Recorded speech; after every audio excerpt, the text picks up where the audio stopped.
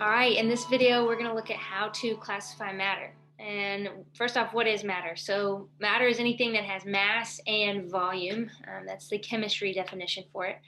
And frequently you'll see people classifying it into these four categories that I have listed on the screen. So it starts with the most simple, an element, and it works its way to the most complex, a heterogeneous mixture.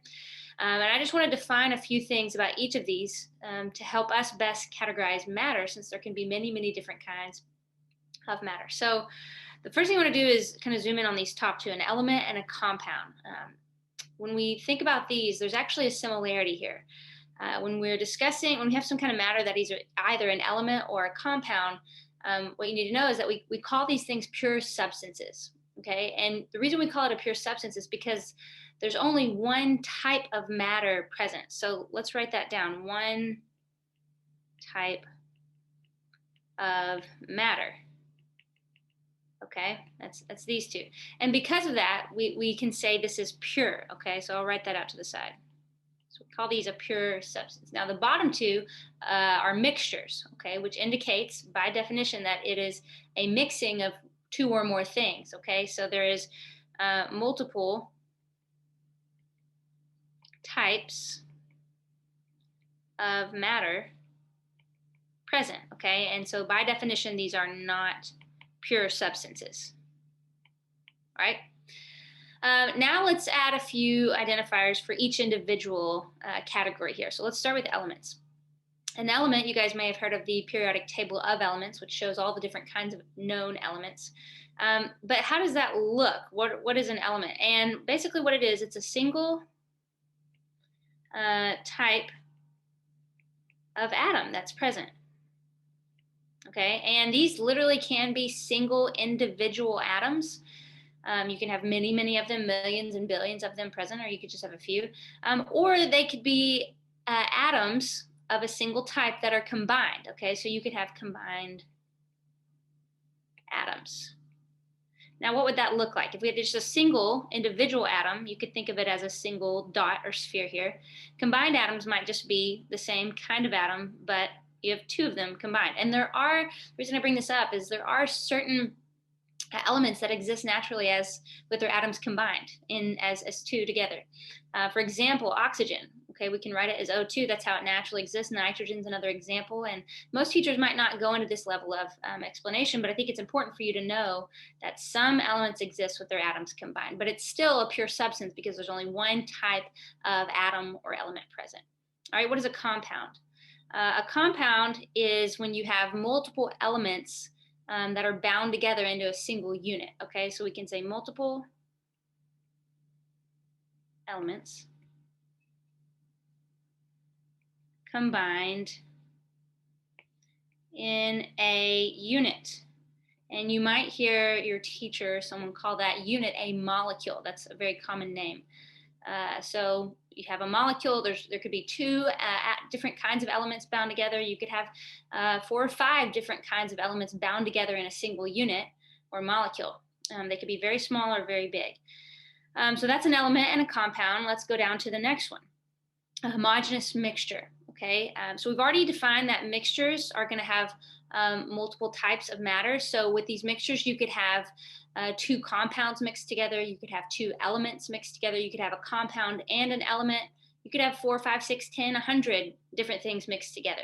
But for it to be a homogeneous mixture, all of those things, whether they're compounds or elements, have to be evenly mixed. That's the simplest way to put it.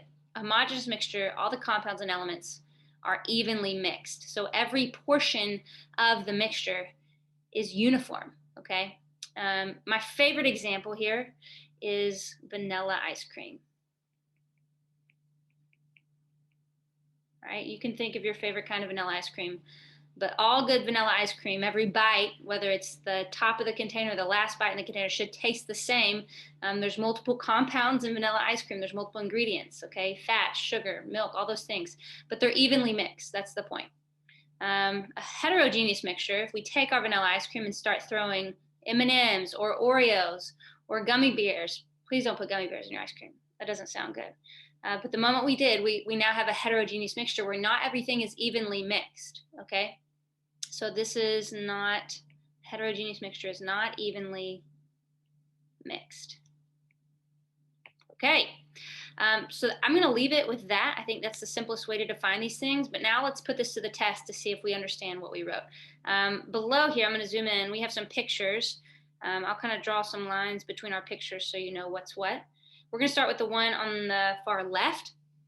I want to see if we can identify each of these as either an element, a compound, or a mixture. I'll do a separate video to go more into depth on whether something would be a homogeneous or a heterogeneous mixture. Here, we're just going to see if it's an element, a compound, or a mixture. So let's look at this first picture on the far left. We see a bunch of black dots or circles. There's only one kind of circle present. They all seem to be, the same color, same size. So we can assume this is one kind of atom present. So this for sure is an element. Okay, it's a pure substance, only one thing present. So that would be an element. All right, let's go to picture number 2. I can number these, 1, 2.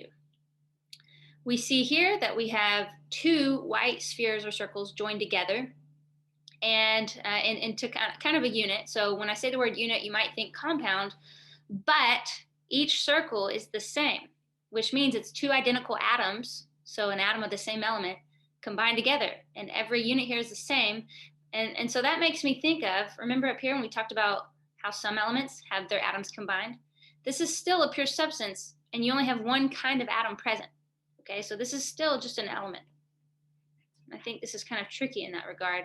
This is not a compound. Remember, a compound, you have to have multiple kinds of elements. So we'd have to have, if we started filling in some of these circles, and we had, one that was a white circle and now a red circle, then we could say, okay, this is a compound.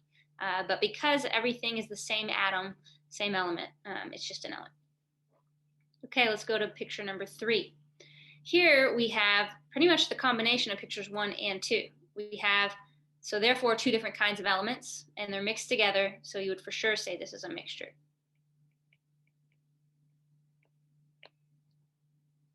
Okay, number 4.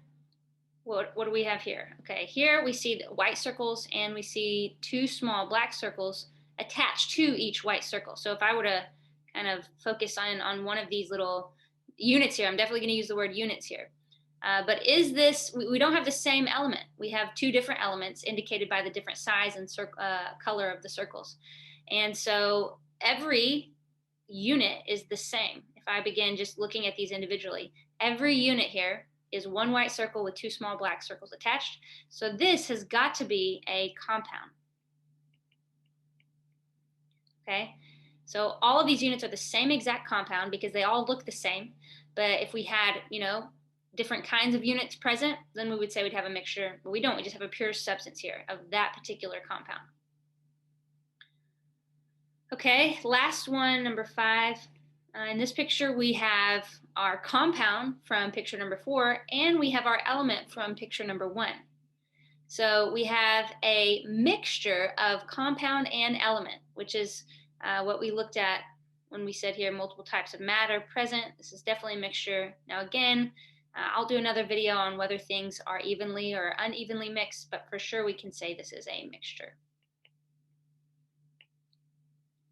Okay, and that is how you can classify matter as an element, compound, or a mixture. So thanks for watching.